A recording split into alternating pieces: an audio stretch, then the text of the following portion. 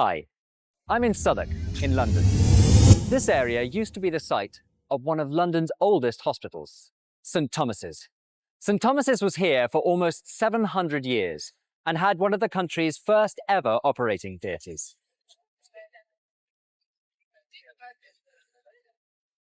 Have you ever had an operation? If you have, it was probably in an operating theatre like this. These modern theatres are clean, spacious, and bright. As you can see, they are full of high-tech equipment.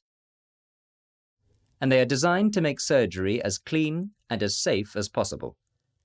They usually have an adjustable metal operating table in the centre of the room.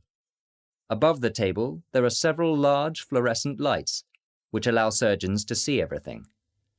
At the head of the table, there's an anaesthetic machine, and around the room there are various monitors, measuring heart rate, blood pressure, and blood oxygen levels. But what about old operating theatres? What were they like? Well, that's why I've come here. You see, St Thomas's old operating theatre used to be in the attic of this church.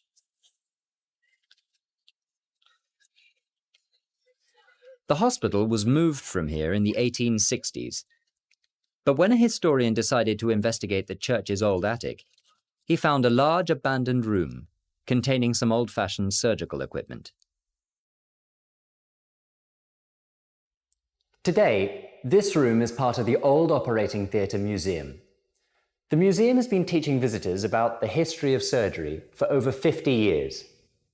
The first question many people ask when they come here is, why is it called an operating theatre? Well, the answer is simple. As you can see, medical students used to stand here and watch the surgery, like an audience watching a play in a theatre. During operations, the room was always cramped and crowded, and the bigger and bloodier the operation, the bigger the audience. Imagine how frightening it must have been for the poor patients. And they were usually quite poor. The rich had their operations at home, but the poor would tolerate the audience in order to receive surgery they would never be able to afford otherwise. The patient would lie on this uncomfortable wooden bench while the surgeon worked. There was no anaesthetic, so patients were awake throughout the procedure, unless, of course, they fainted. The surgeons were quick. They could amputate a leg in less than a minute, but they had very little understanding of hygiene. There were no antiseptics, and surgeons always wore the same coats, which were usually covered with blood from previous operations. They often used dirty instruments, which were kept on this old wooden table, and they rarely washed their hands. Below the operating table, there was a wooden box filled with sawdust or wood shavings.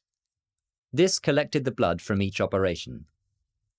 But often there was too much blood, so in the end they built a false floor.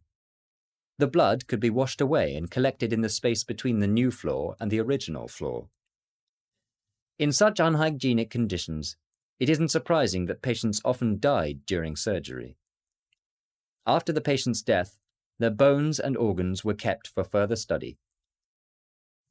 All of these practices seem primitive to us today, but without these techniques, we might never have developed the cleaner, safer procedures we have today. That's something we can all be grateful for.